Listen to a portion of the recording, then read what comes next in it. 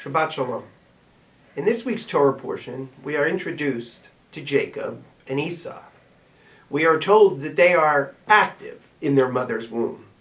The commentators immediately want to tell us that they were active because they were in fact fighting with one another, even in utero.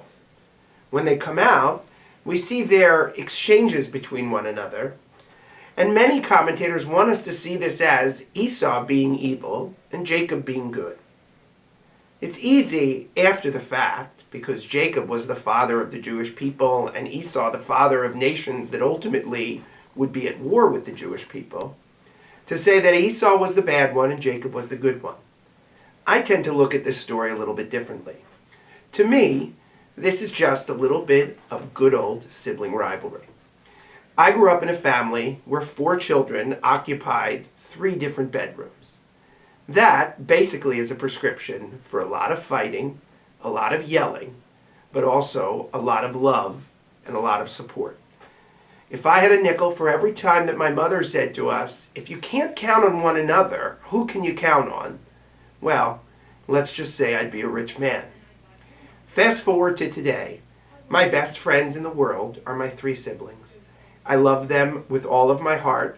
And I know that even if a few days go by without us talking, that it's them that I can count on in my hours of need, in the times when I most need support and when I most need love in my life.